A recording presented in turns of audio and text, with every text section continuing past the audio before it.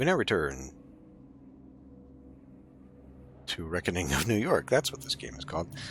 So rather than watch the series, I just read through wiki synopsis of the previous two games, and I don't remember shit. But, okay. Now, the thing is, though,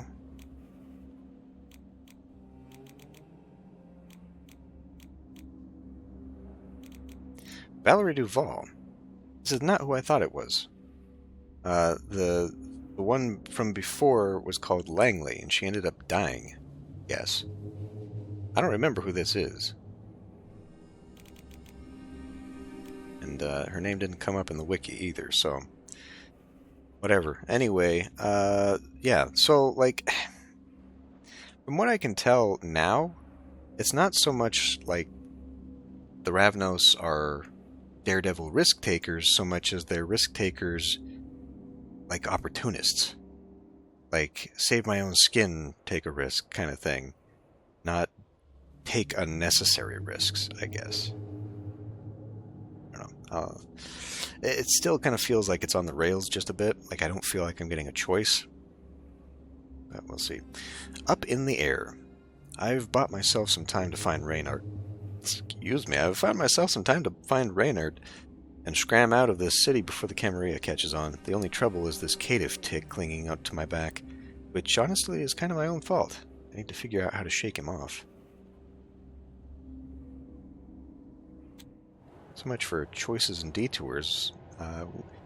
We might not need air to nourish our vitae, but I still let out a sigh of relief when the doors of Elysium slammed shut behind us.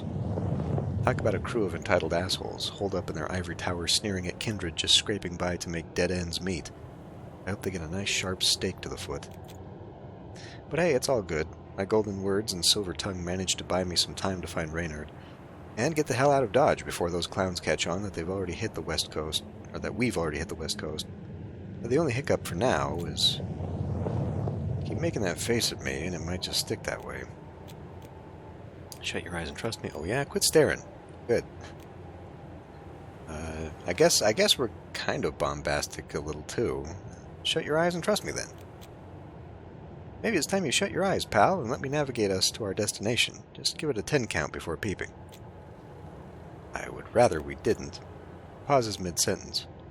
Actually, on second thought, that might just top the chart as the worst suggestion I've been privy to tonight. And believe me, it has some heavy competition. Don't worry, there's more to come. I haven't played my final card yet. Stay optimistic.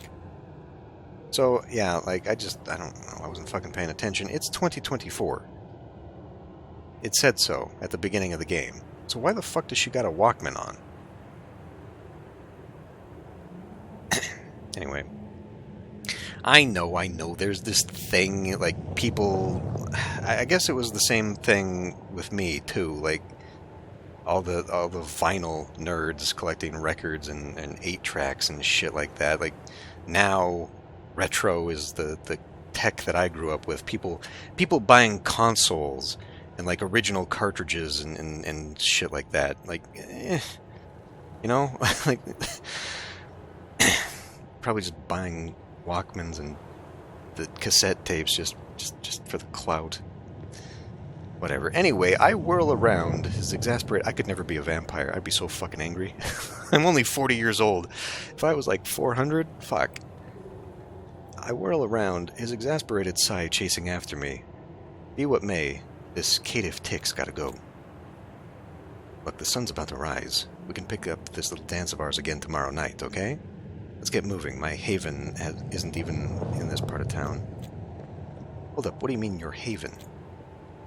Alright, hear me out. I get that this whole thing is a bit of a pain for the both of us. Trust me, I have no more desire to mind you than you have to be minded. But let's rewind for a second. You were the one who picked me out at Elysium, got us both into this mess. If I let you out of my sight, things will get proper unpleasant for me, and believe me, I'm speaking from experience. But you'll be torn to shreds by Kadir's hounds before you could say, oops. They'll sniff you out sooner rather than later. That is a stone-cold fact. So, how about we skip the theatrics and you tag along to a place I know it's safe? We can regroup and figure out our next move come nightfall. Stops mid-sentence again. Fingers crossed for whatever is the kindred version of a stroke. Maybe I could slip away and get to my RV. No, your RV is completely off the table. RV is fine. Got plenty of other options. Keep it zipped, Cative. I mean, if we're gonna bluff, so that's the thing, right? Like, they can't stay in one place more than once every week. So that's why she uses the RV. We got plenty of other options. Not a problem. I got a solid 7 other hideouts. I'm sure you do. Though if they haven't seen your shadow in the last 6 months, I'd wager they no longer exist. Mind sharing where they were? Hello, is this the Secret Service speaking? Like I'd spill my shit to you. Just so you know, my network is sprawling and meticulously crafted. Think global spiderweb. Sounds more like you're the fly caught within, believing it's your very kingdom. Meanwhile, the fat spider at the center awaits its chance patiently. Yep, keep channeling your inner Keats. Gosh. He stays silent for a moment, likely thinking he's gained the upper hand in our verbal spar. I still count it as my win. Nevertheless, he starts yapping again soon after. In any case, we need a place to rest, and my haven is the safest choice. I'd really hate to resort to violence, but don't presume I won't drag you there if the need arises. It's your call. Every time I don't get a say, it somehow turns out to be my call. Come on, what do you think I'll do? Run away? Obviously. Oh ye of little faith. Would I try to bail on you on Christmas night? And it's like pristine, too. Like, what the fuck?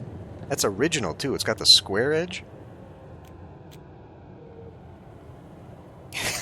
I'm going to be hung up on it. I don't know why they decided to do that for her. How old is she? You sticking around might just count as a true holiday miracle. And no, I don't bank on holiday miracles. If you're under the impression I'll let you out of my sight, then you're not paying attention.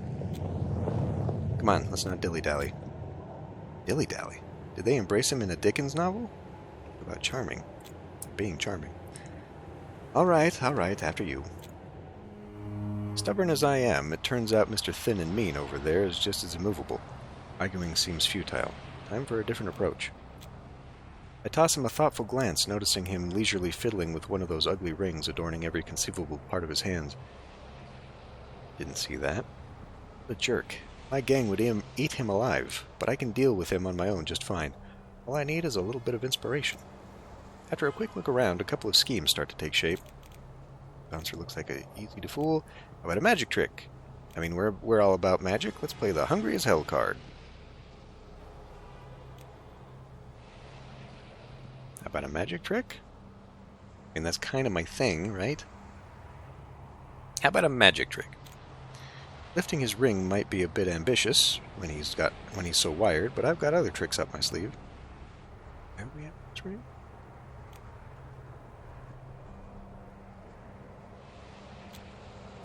I fish out a ring from my belt bag, a trinket I nicked off some sucker back in Chicago.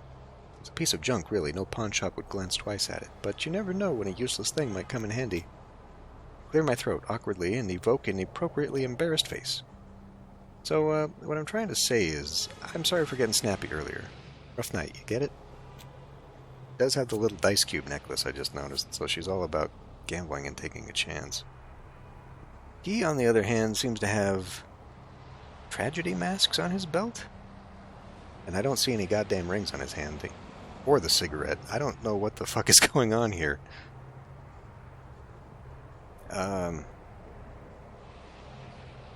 Anyway. Well, an apology isn't quite enough, but it is a start. Yeah, we got off on the wrong foot, huh? Let's start again. Name's Kali. With that, I extend my hand. It hovers in the frigid air, waiting for his response. After a brief pause, he reaches out and shakes it. Pedrick Conroy. I take this as my cue, clasping his hand warmly with both of mine, shaking with all the vigor I can muster. Nice to meet you, Pedrick. Fancy seeing a magic trick? Beg your pardon? I flash him the ring with a nasty smile, watching as his face turns a shade paler. Before he has a chance to check his own fingers, I take a big swing. Want your precious ring back? Then fetch! I hurl the ring into the distance, listening as it clinks off a wall. As the caitiff dashes off, I seize the moment and zoom away in the opposite direction, pushing my legs as fast as they'll go. I have no idea where I'm going, but solitude sounds perfect right now. Even after everything tonight, it looks like I'm on a roll. Must be that Ravnos charm working its magic. I instantly regret my choice the moment I dash into an alleyway. dodgy crew handling crates that seem to be filled with combat gear snaps their attention toward me the moment I make my entrance. And they've seen my inhuman speed. Shit. Ah, these guys again. I told you. Caleb, look! Uh-oh. So this is the hunter thing. It'll be very hard for me to get away with shit. Come on. What did I ever do to you, Lady Luck, to jinx me like that? Squad, to your positions. They begin to circle me, exchanging nods. It's only then I notice their tactical gear and the unmistakable outline of wooden stakes. Is this the infamous Special Affairs Division? Seriously, fuck my own life. Reynard was spot on. I'm always too quick to pop the champagne. Special Affairs Division, also called SAD, this FBI division is committed to neutralizing the kindred threat. To get their targets, SAD uses not only its influence in law enforcement, but also their extensive files on anti-kindred activities and some finesse and detective work. Commandeered kindred assets give them impressive economic freedom from other global entities involved in what vampires call the Second Inquisition. Back off, would you? This isn't going to end well for you. Shut your filthy gob, leech. He whips out a stake to compensate for his shaky tone. I'm not one for head-on combat, but it's way past the time for cunning. From the sides, now! You're awfully young for FBI agents. Especially, like, specialist FBI agents hunting vampires. They come at me all at once with an attack surprisingly uncoordinated for such a well-equipped team. That disarray is the only reason I may survive this. As a flash of heat surges through me, their movements seem to slow down. I grab the first one by the arm as he swings a knife at me, driving my nails into his armpit. Everything turns a shade of red I find disturbingly pleasant. Next I leap and spin, taking the squeaky girl down with a kick that leaves her neck at a grotesque angle, her body crumpling to the ground. Okay, well, so much for putting sprites on these people. Their leader waves his stake in hesitation, searching for an opening. Bring it on, you undead whore! I don't give him the chance. In an instant, I am at his throat, tearing and ripping. His blood washes over my skin like a hot shower. Feels comforting. Did that feed me? Better. That is going up.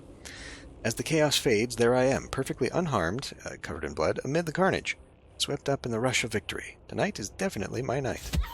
Then reality strikes, quite literally. Knocked onto my knees and suddenly dazed, I scramble to get up. I need to get out before the caitiff catches up. As I try to rise, a kick sends me sprawling. Another thug, one that I missed, sits on top of me, stake in hand, aimed straight at my heart. I react instantly, bucking my hips and reaching for his elbow, ready to tear and rip, but I can't. I don't have to. Suddenly, hands encircle the thug's neck, twisting it in a complete circle, reminiscent of some horror movie owl. He drops beside me, lifeless, as the caitiff casually retrieves the stake. Lost something. Piss off. I believe "thank you" is the phrase you're looking for. You should be glad I fetched the ring in record time. He extends his hand with grace, and there's a part of me itching to grab it, to pull at it, literally take him down a peg. But I let the moment pass. The brawl's worn me out, and dawn's creeping up on us. I refuse his help, pushing myself up with a mix of pride and fatigue. Why don't you hold on to the stake? Consider it a memento of the time you nearly got taken out by a few hunters and needed my intervention. A slice of humble pie, if you will. I tuck the stake into my belt bag, feeling more awkward about it than I care to show. For the record, I had it under control. But wait, hunters? Of course, you didn't seriously think it was the SAD, did you? He lets out a chuckle, the first one I've heard from him. Feels out of place, I think. Do not take it personally, but if it were the SAD you were up against, you'd have been taken out before you even realized there was a threat. Too well organized, too professional. These guys, however. He sweeps his hand around, gesturing toward the fallen hunters. Well, they haven't quite mastered the element of surprise. Still running into that many in one place? I know Kadir mentioned something about a locust swarm back at Elysium, but shit, that's more than just bad luck. Indeed, New York is nowhere near as safe for our kind as it once was. This is not your typical hunter behavior. It's an anomaly, and its source is still unknown. Is this guy supposed to be British? Until we figure it out, I strongly advise against sprinting like a demented cheetah, biting whatever is within arm's reach, or showing off your unique powers. For your own safety, assume you're under constant surveillance. Choose your moments wisely. It's the second time I'm hearing this kind of warning tonight. Maybe I should actually start paying attention. Hey, listen, I didn't get a choice. This was the game writing this for me. And you might want to rethink your attempts to ditch me. I might not arrive in time to save you the next time you get in trouble. Next time? Seems to have me all figured out. Alright, maybe sticking with you might have some benefits. Am I hearing things, or was that a compliment? Don't let it go to your head. Don't expect a repeat. Now, about that haven of yours? Alright. Journal entries. I mean, I guess we can look. I don't think we want to go on a side quest because I think that, like, this increases the risk. Now, what's weird, though, is that this is white. Like, has this been filling up, and then why is this one white?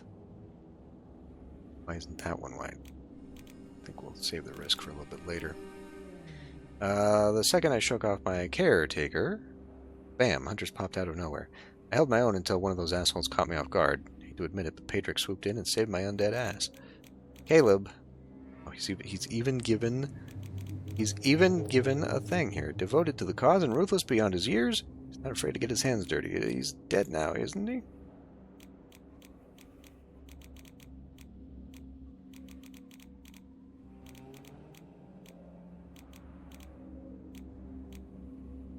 Obfuscate allows kindred to hide easily, move without being noticed, and divert the eyes of observers. Presence is the kindred ability to influence emotions, and others are attracted or terrified. All right. We may as well continue on. Stranger in the night. In New York City, you never know when you'll bump into the king of all douchebags. But honestly, it feels like it happens every goddamn time you step foot outside. I mean... I can't see this getting better, can you? And I kind of feel like we want to take care of everything. But as we saw, there was a choice. There was an actual choice that I was not even... So you're not able to do everything. But I don't know why I'd want to go down this. This doesn't sound like anything. At least with the risk of going to my stash, it sounded like there was something there. Like, this just sounds like I'm getting into a confrontation for nothing. Other than story? I think we should main quest this. Caitiff lies low. The sun's about to rise, and I've had more than enough for one night. All I need is to sink into the deep, dark void of rest, and tonight, Patrick's Haven is the place to be. The walk feels endlessly long. I try to focus on the task of locating Reynard, but my thoughts just won't line up right. Definitely not a promising end to the night. Before I know it, we're already there. So, like... how would the story have changed if I hadn't gone on that detour? Because that's where I met those hunters in the first place. Would it have mattered? Would it have not? Before I know it, we're already there. This is our stop. Let's head inside. Dawn is nearly upon us. He steps through the door first, but leaves it open for me. I see it as a slight sign of trust, or maybe I'm just too exhausted to be on the lookout for tricks. Home sweet home. Shades just wide open. Peeking into a kindred's haven is kind of like trying to read their diary, assuming they have one, of course. Our van, which I share with my crew, might tell a story of covert operations, daring escapes, and tight-knit camaraderie, for those with a flair for drama, that is. To anyone else, it could just seem like a mobile hideout for a few smugglers. Granted, I haven't exactly been a guest in many havens, but this one is practically shouting its love affair with books and a certain, let's say, relaxed approach to tidiness. That Patrick probably didn't expect to have company. Like, ever. Every inch of it is covered in books, papers, and random notes, a wild mosaic of ideas, from the mundane to the outright unhinged. I swear there are even scribbles on napkins in the mix. Patrick seems a little bit flustered that I caught his haven in such disarray. He rushes to clean up, picking up an armful of paper along the way. Make yourself at home. The couch is all yours. At least the windows, all still open, have been secured with steel shutters. All in all, the place feels rather cozy. Pretty decent haven, I think. Just a tad too lonely for my tastes. Ask about the papers, check out his book collection, look out the window. I don't know, are we trying to... We're always on the lookout for shit too, though, right?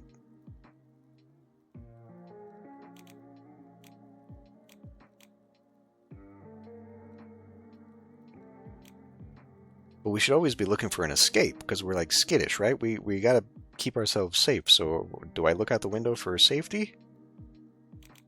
Or is my curiosity gonna get the better of me? I don't think we need to care too much about the book collection.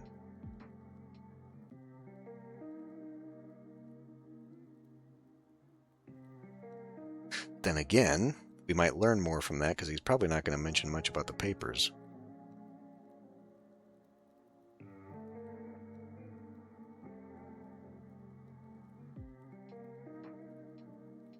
Guess we could check out the book collection. I still feel like I should be cautious and look out the window. Let's ask about him. Among the clutter, a vast collection of James Joyce stands out, surrounded by other books that feel more like homework than leisure reading. Pedrick's choice in literature? Definitely on the no-fun side. The stack of papers he's clutching is kept under wraps and impossible to read, but the ones littering the rest of the space, they're up for grabs. I stretch my neck to get a closer look, ditching any attempt to be sneaky, only to find some disjointed snippets about history, voices, oracles, and the like. I shoot him a disappointed frown, only to be met with his painfully blank gaze. Clearly someone's got their poker face down pat. A history buff? Don't take this the wrong way, but you totally give off that vibe. Why would I take it the wrong way? I give a casual shrug, and he offers a smile in return. It's not exactly brimming with joy, but hey, I'll take what I can get. Get some rest. We've got a busy night ahead of us. Have we? Oh, right, because of the days when we sleep and the night. Okay. It's hard to put up a fight against common sense. Yet...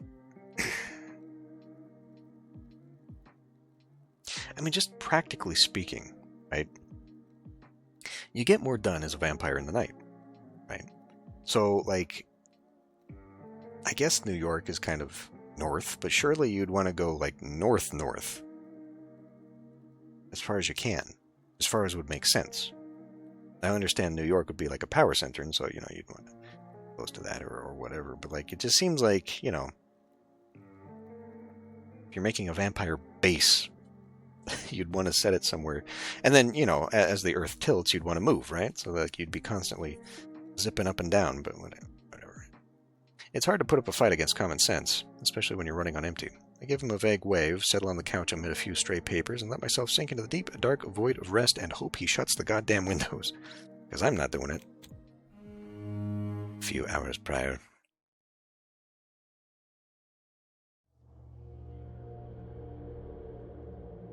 A Tremere Laboratory. Intermission. Night 1.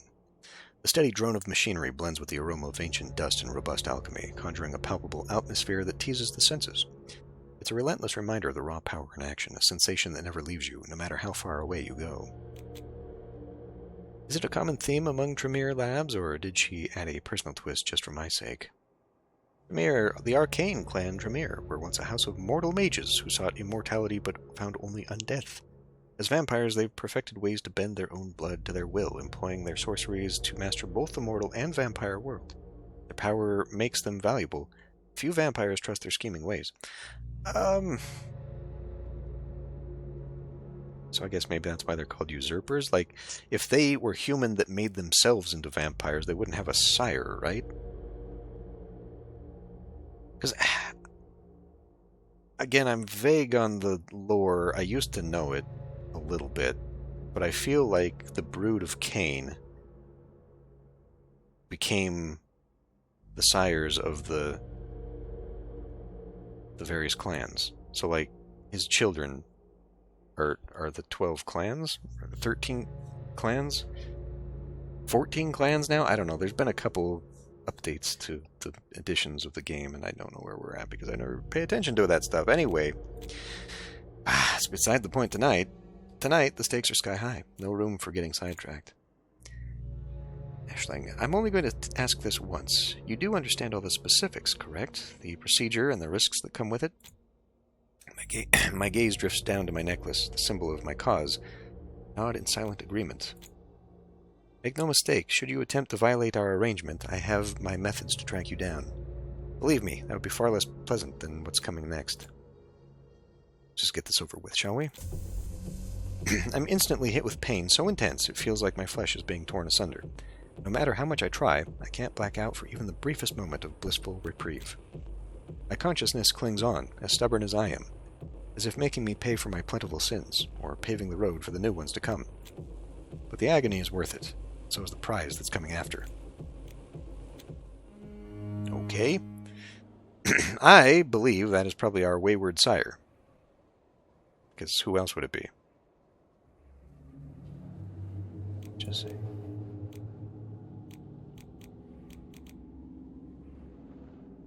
Unlife is full of surprises. I never pictured myself at a slumber party in the haven of James Joyce Junkie. Look at me now. Okay. There's not...